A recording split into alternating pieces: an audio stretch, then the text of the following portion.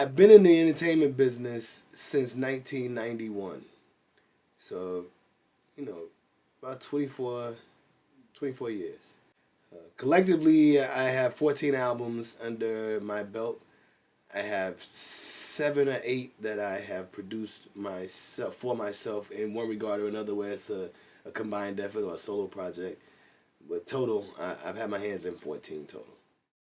I make music to deal with a lot of the pressures that the world throws at me. First of all, I love music. I love coming up with something from nothing, or creating something out of thin air has always fascinated me. The ability to get a finished product when all you had was just an idea for a lyric or two or a melody in your head, and being able to produce a full song from that idea. It's just amazing to be able to do that. And music is the universal language. No matter where you're from in your walks of life, everybody can relate through a song. And it's kept me sane all these years, and might have kept me out of a lot of trouble that I could have gotten in otherwise. So it's just great. I love creating music, making music.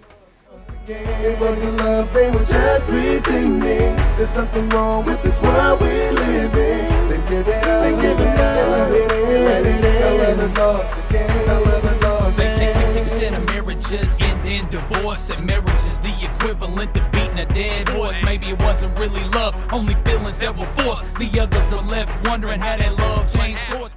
What made me get into music was I wrote poetry at a young age, 12, 13, 14. And I knew that if I showed my poetry at that age, kids not understanding, they were going to make fun of me. I loved lyricism. It was my way of, it was like my personal diary. And I wanted a way to express those lyrics because I was proud of them. I wanted people to know what was going on at that age. So I got into hip hop. I knew hip hop was a big trend at the time. And I knew that if I could take my words and convert them into hip hop lyrics, people would listen to me. What I do is not easy. I get a lot of ridicule. I'm 28 years old. People laugh at me. Oh, Josh works in a grocery store. Josh, is fat, looks like he should be in a rock group. Josh wears funny looking shoes and he has tattoos and piercings.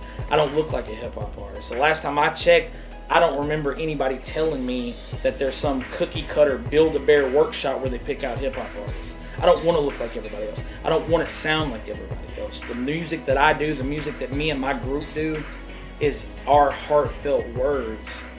And this is my way to give back to my son. This is the way to give back to the friends that have been with me and stuck with me through all of this. I don't want to live a life in regret. I didn't want to be the guy to make all these promises and then my son look me in the eyes after me not delivering on what I said I was going to do. I didn't want my son to be the one to stare me in the eyes and say, "Dad, you promised me."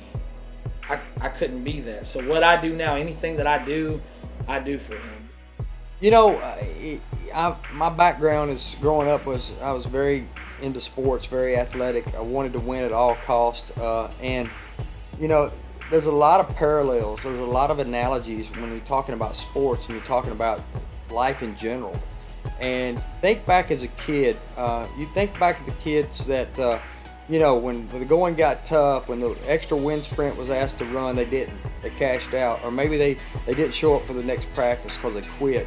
And so I like to use that as an analogy here, and what we do here is if you believe in what you're doing, if you believe that what you got your hands on, I don't care if it's a lemonade stand, I don't care if it's selling donuts, I don't care what it is. If you believe in what it is that you're doing, pour your heart and soul into it, and don't quit. Because if you believe it's worth it, somebody else will. People buy from people for two reasons. One is they follow leadership and strength, and two is they follow people who know where they're going. And at the end of the day, if you have something that you believe in, people are going to see that. Be transparent, never lie to people, and always show up. That'd be the best advice I could give you.